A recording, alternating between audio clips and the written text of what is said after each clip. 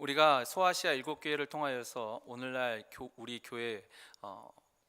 교회뿐만 아니라 이 땅에 있는 모든 교회에 주시는 하나님의 말씀을 우리가 묵상하고 있습니다. 오늘은 그 두 번째, 이 소아시아 7교회 중에서 오직 칭찬만 들은 두 교회가 있는데, 그 첫 번째 교회가 바로 이 서머나 교회입니다. 오늘은 이 서머나 교회에 대해서 주님이 하시는 말씀을 통해서 우리가 은혜를 나누고자 합니다. 이 서머나는 지금도 이 터키에서는 이즈밀이라고 하는데, 이 터키 이즈밀이라고 터키에선 제2의 도시입니다. 굉장히 번창한 도시이고요. 이 에베소에서는 북쪽으로 48km 떨어진 항구 도시입니다. 이 소아시아 7교회가 에베소 교회를 중심으로 이렇게 북쪽으로 쭉 올라가서 버가모에서 정점을 찍고 다시 이렇게 한 바퀴 내려옵니다. 이렇게 원을 그리면서 오는데, 이 서머나 교회는 이 항구 도시로 에베소에서 그 다음 도시입니다. 근데 이 서머나 교회는 지금도 이 로마 역사기에 보면은 기록이 남아 있는데, 이 BC 195년에 이 로마의 여신전을 봉헌을 하고, 그리고 특별히 로마에게 충성을 다해서 로마 역사가 이 시세로가 우리의 동맹 중 가장 신실한 동맹이라고 아주 극찬한 도시가 이 서머나 이 도시입니다. 그러니까 이 서머나는 이 당시, 지금도 그렇지만 왜냐하면 항구 도시 자체가 다른 나라와 무역을 하기 때문에 이 풍성하고 번창한 수밖에 없었습니다. 근데 그 당시에도 이 서머나는 굉장히 부유한 도시입니다.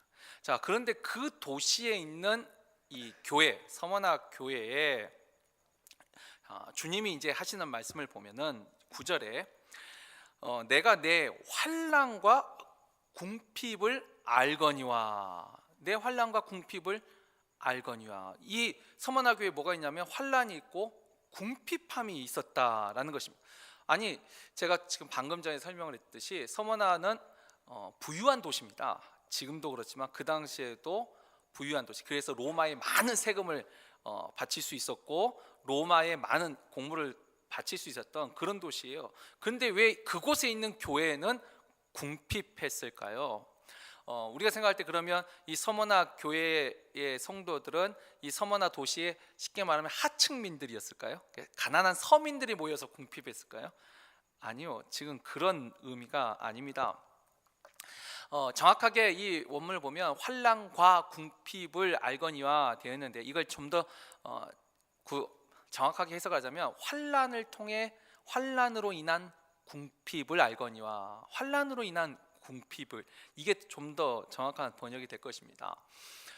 이 부유한 도시에서 환난으로 인해 궁핍함을 겪고 있는 것이 바로 서머나 교회였습니다. 자, 그렇다면 이 서머나 교회가 겪고 있었던 환난은 뭘까요? 바로 그 밑에 힌트가 나와 있죠. 자칭 유대인이라 하는 자들의 비방도 알거니와. 이 자칭 자기들이 유대인이라고 말하는 사람들이 이 서머나 교회를 비방하였습니다.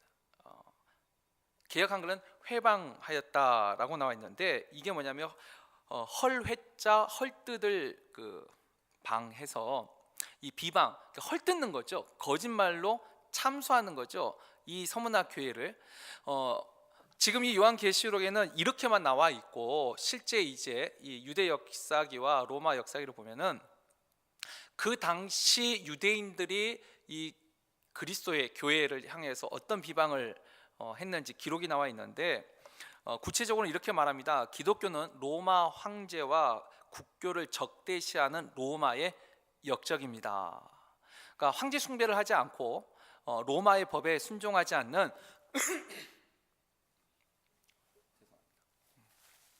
로마의 대역 죄인이다, 이렇게 말을 하지요. 그래서 지금 남아있는 역사에 보면 그 당시 기독교인들에게 이 로마 정부가 몇 가지를 못하게 했는데, 첫 번째는 시장과 목욕탕을 출입하지 못하게 했습니다.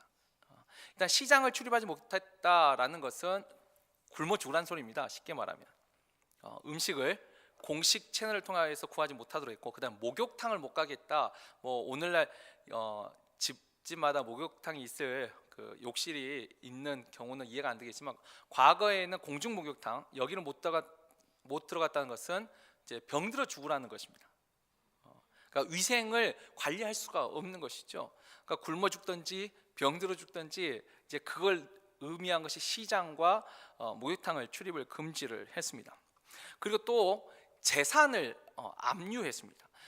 여기에 대해서는 우리가 가진 성경에도 기록이 남아 있지요. 히브리서 10장 34절을 보면은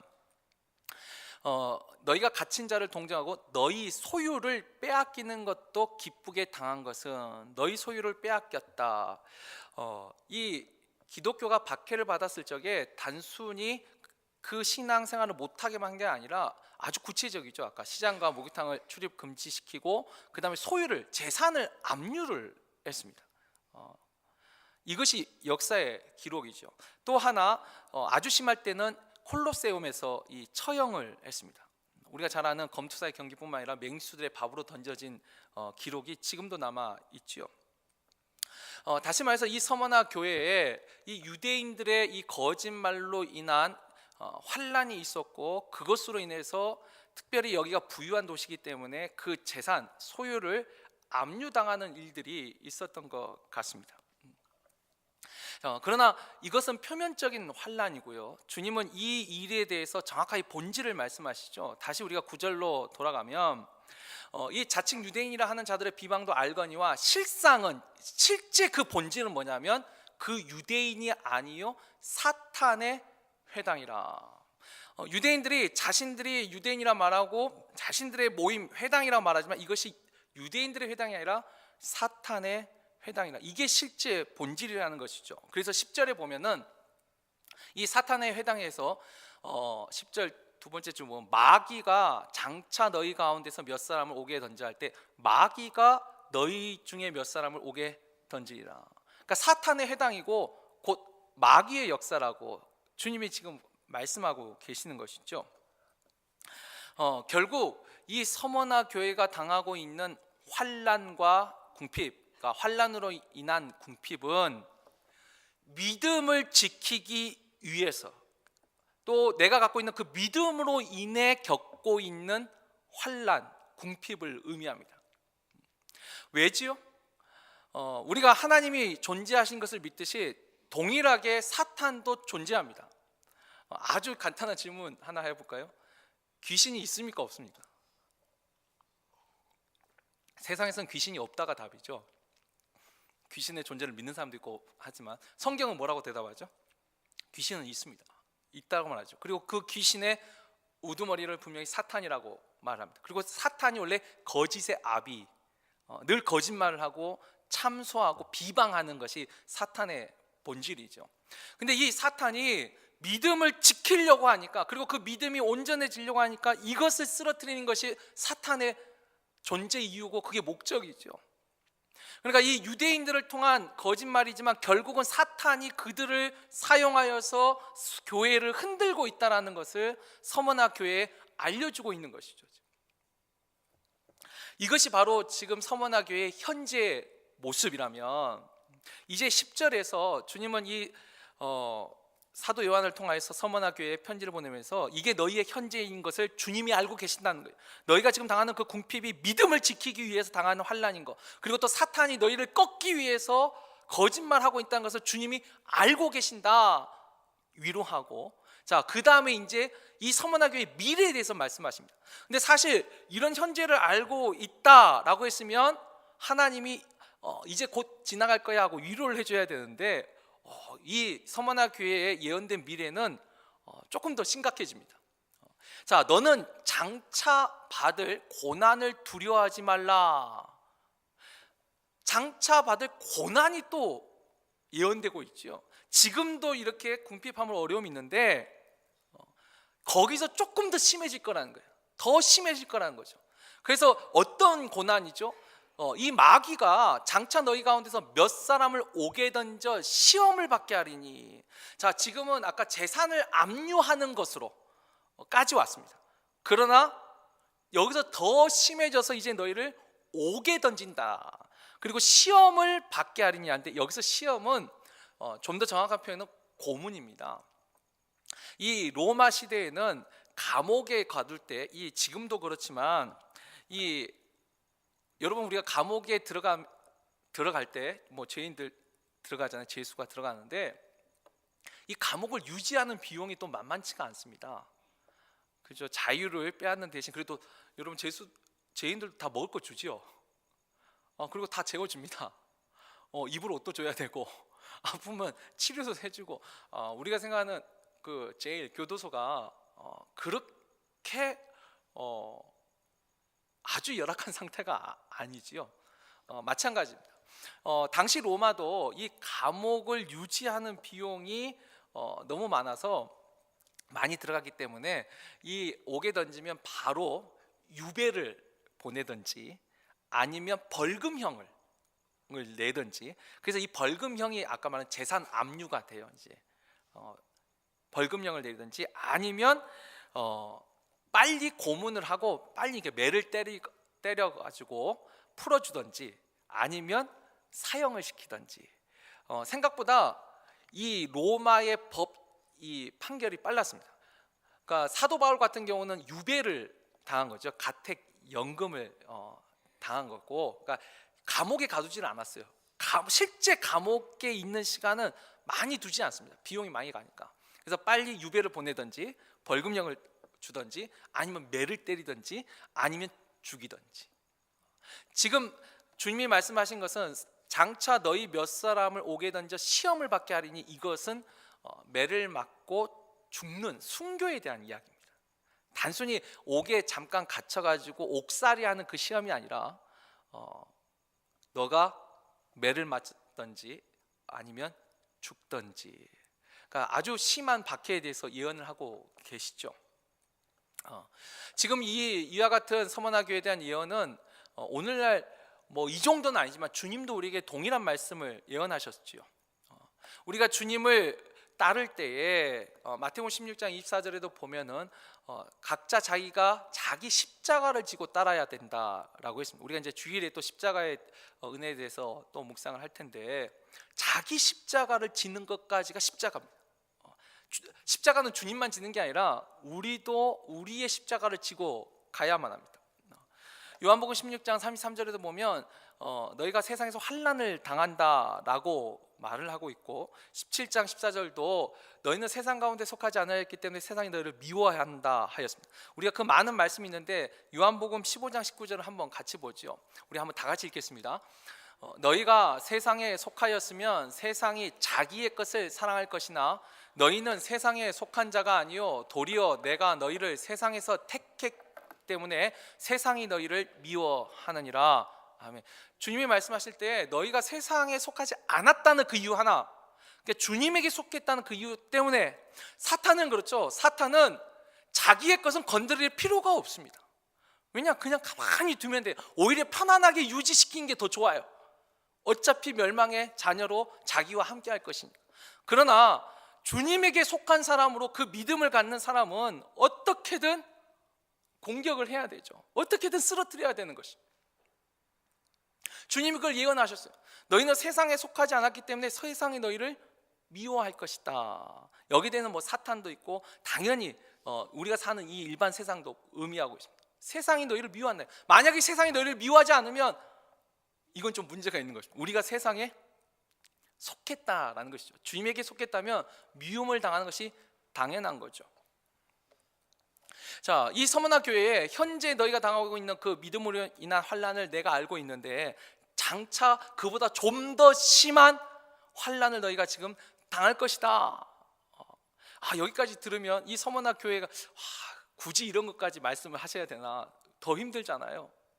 그런데 거기에 이제 주님이 위로를 또 같이 해 주시죠. 자, 10절 다시 보면은 너희 가운데서 몇 사람을 오게 던져 시험을 받게 하리니, 그 다음에 그래도 위로가 있습니다. 너희가 10일 동안 환난을 받으리라. 일단 10일 동안 환난을 받으리라. 이 10일 동안이라는 것은 딱 열흘만 그 환난을 받는 게 아니고, 이건 히브리어의 헬라어의 관용 표현이에요. 수거, 이디엄 같은 거죠. 짧은 기간을 말할 때 10일간, 그러니까 쉽게 말하면 11일 후에는 사라지는 거죠. 그러니까 이와 같은 극심한 고난이 있을 텐데 그것은 잠깐일 것이라는 거예요. 일단 그것은 위로가 됩니다. 그게 계속 뭐 1년, 2년, 뭐 수년, 막 10년 이렇게 되면 견딜 수 있는 삶이 없지요. 근데 잠깐일 거란 거예요. 근데 이 예언은 로마 역사에 보면 이 기독교를 박해하는 가장 심할 때가 이제 4대 왕 그 네로, 그다음 8대 도미티안 시대인데 짧습니다. 박해 기간이 그렇게 길게 가지 않아요. 우리가 초대교회 박해할 때 로마의 모든 황제가 다 박해를 한 게 아니라 그 중에 뭐 네로나 트라이나 이 도미티안 황제 같은 이런 사람들이 잠깐씩 극심하게 박해를 합니다. 근데 주님이 이것을 대해서 예언을 하고 짧은 기간 그렇게 박해를 당할 것이다. 그러면서 그 다음에 요구하신 게 뭐죠? 내가 죽도록 충성하라. 죽도록 충성하라. 그리하면 내가 생명의 관을 내게 주리라. 여기서 내가 죽도록 충성하라. 사실 우리가 교회 안에서 이 말을 참 많이 듣습니다. 특별히 이 구절은 이 임직식 때 참 많이 설교 본문이 되지요. 근데 정말 이 죽도록 충성한다는 말이 그런 의미일까요? 사실 우리가 충성이라는 단어를 유교적으로 해석을 합니다. 유교에서는 이 충성이 뭐냐면 충성을 한자로 쓰면 이 가운데 중자에 마음 심자를 씁니다. 충이 이게 뭐냐면 마음의 중심을 잡는 겁니다. 그러니까 마음이 흔들리지 않는 거죠. 그리고 성자는 말씀 언자에 이룰 성자를 씁니다. 그러니까 마음의 중심을 잡고 자신이 말한 것을 이루는 것, 이것을 충성이라고 합니다. 그러니까 내가 당신에게 충성하겠습니다. 충성 서약을 하죠. 우리가 임직 때 서약하듯이 서약을 하면 그 마음의 중심을 지켜서 어떤 상황이 오더라도 그것이 나에게 힘들고 심지어 나의 생명이 위협을 받는 순간일지라도 그 말을 내가 지켜서 내가 말한 것을 이루는 것, 이것을 유교적인 충성이라고 합니다. 그러나 성경적인 이 성경에서 말하는 이 충성의 의미는 이게 피스토스인데 이 피스토스는 많이 들어보셨죠? 이게 믿음입니다. 믿음을 지키는 것을 충성이라고 합니다.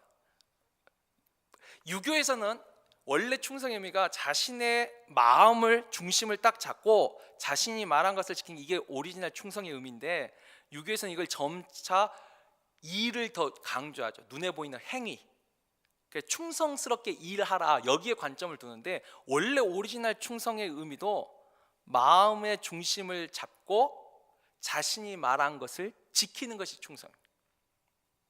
피스토스도 마찬가지죠. 내가 주님 앞에 믿음을 고백하였습니다. 내가 주님에게 한 말이 있어요. 그러면 그 중심을 잡고 흔들리지 않고 그것이 박해가 됐든 또 풍요함이 됐든 좌로나 우로나 치우치지 않고 그 믿음의 중심을 잡고 그것을 지키는 것, 그것이 바로 충성이죠. 그러니까 다시 말해서 주님이 서머나 교회 지금 너의 현재의 어려움도 알고 미래에 닥쳐올 어려움도 내가 알고 있는데 그 미래에 닥쳐올 그 환난 속에서도 내가 충성하라. 너의 믿음을 끝까지 지키라. 그리하면 내가 너에게 생명의 면류관을 주리라. 지금 말씀하시는 것이죠.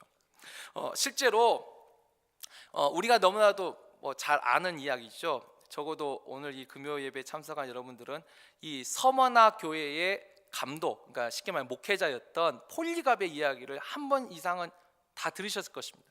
폴리갑 왜 순교 이야기 다 알고 계시죠? 혹시 모르시는 분 계신가요?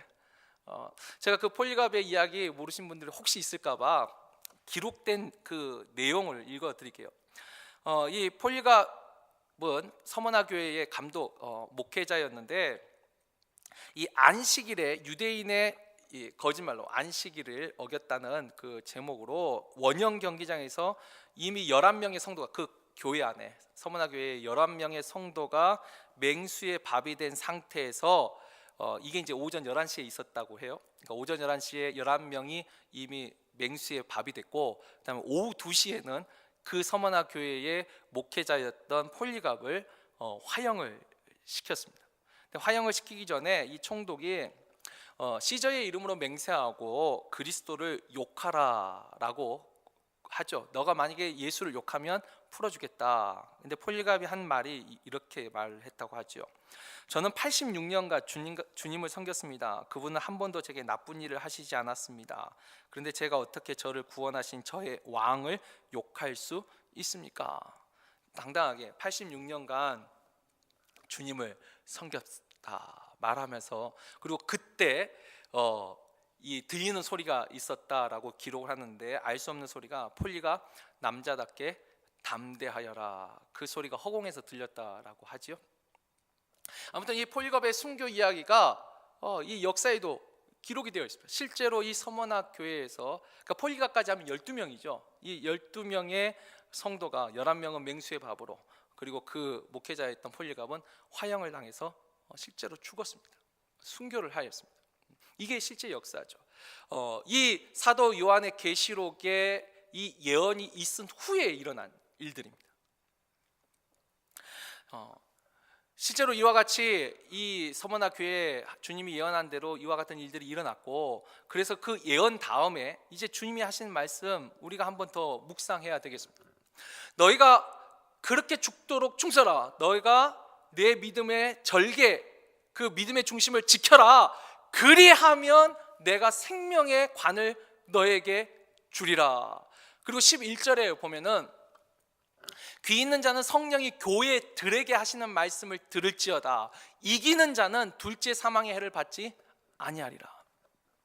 자, 귀 있는 자는 성령이 교회들에게 하시는 말씀, 이건 꼭 서머나 교회에만 하시는 말씀이 아니라 이 소아시아에 있는 그 당시 그 교회 전부뿐만 아니라 오늘날 이 말씀을 읽고 또 지금 이 순간 말씀을 듣고 있는 우리들에게도 하시는 말씀이죠. 동일한 말씀. 믿음의 중심, 믿음의 절개, 믿음의 정조를 지키라는 것이죠. 그것을 지켜야지만 생명의 멸류관을 받을 것이고, 곧 그 말이 뭐죠? 둘째 사망의 해를 받지 아니하리라. 둘째 사망이 뭐죠? 첫째 사망은 육신의 죽음이에요. 둘째 사망은 영과 육의 죽음이에요. 영의 죽음만이 아니라 영과 육의 죽음이 둘째 사망이에요. 내 영혼이, 내 육체가 영원히 죽는 거죠. 영벌의 세계로.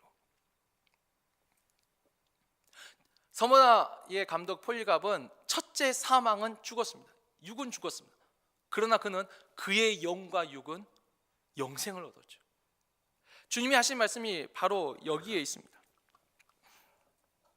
그렇다면 오늘날 우리들에게 이와 같은 말씀은 어떻게 적용이 될까요? 우리도 우리 스스로 한번 생각해 보죠. 과연 나도 정말 이 일상생활 속에서, 삶 속에서 주님을 향한 나의 믿음을 잘 지키고 있느냐라는 것이죠. 내가 주님 앞에 말한 그 고백을, 그 약속을 지금도 잘 지키고 있느냐는 것입니다. 서머나 교회는 그걸 잘 지켰습니다. 그래서 칭찬을 들었습니다.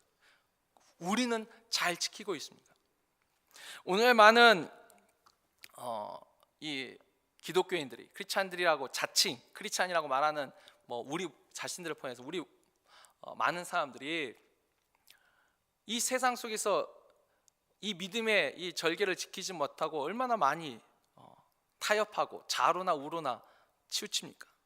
우리는 물질을 위하여서 하나님 앞에 드린 약속을 지키지 못할 때가 있지 않습니까? 돈을 벌기 위해서, 또는 어떤 명예와 또 어떤 권력, 우리가 이제 자주 쓰는 말, 먹고 살아야 되니까 우리가 그 이와 같은 문제들 앞에서 얼마나 나약해집니까?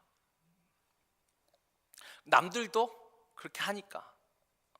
또 입시의 문제에서 우리는 항상 그렇죠. 이것만 일단 해결해 놓고 이것만 해결하면, 그러니까 뭐죠? 학생들은 나 대학 들어가면, 또 나 좋은 직장 들어가면, 또 애들 다 출가 보내고, 우리는 늘 이와 같은 조건 속에서 우리의 믿음의 절개들을 많이 타협하지 않을까요?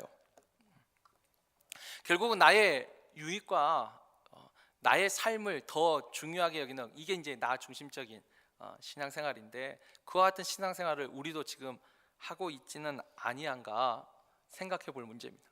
이 서머나 교회를 통하여서 주님이 지금 오늘날 우리에게도 동일한 말씀을 하고 계시리라 생각합니다. 믿음을 가진 사람은 환난을 당합니다. 왜냐하면 사탄이 존재하기 때문에. 믿음을 가진 사람은 환난을 당하는데 그 환난 속에서도 그것을 견디어내고 죽도록 충성하며 자로나오나 취치지 않고 그 믿음의 중심을 잘 지키며 주님께서 우리에게 생명의 관을, 둘째 사망의 해를 받지 않은 생명의 면류관을 우리에게 주신다라고 약속하셨습니다. 끝으로 하나만 더 말씀드리고 말씀을 맺습니다. 이 서머나 교회에도 나와 있지만 11절에 보면은 7교회에, 소아시아에 있는 7교회에 하신 말씀이 다 다릅니다. 다 조금씩 다 다릅니다. 근데 똑같은 말, 똑같은 단어가 하나 있는데 그게 뭐냐면 이기는 자입니다. 이기는 자. 여러분들이 관심을 가지고 소아시아 7교회에 쓴 편지들을 다 보세요. 맨 마지막에 이기는 그에게는, 이기는 자에게는. 이 지상에 있는 교회는 늘 영적 싸움을 하는 교회입니다. 싸움이 일어나지 않으면 일단 교회가 아닙니다.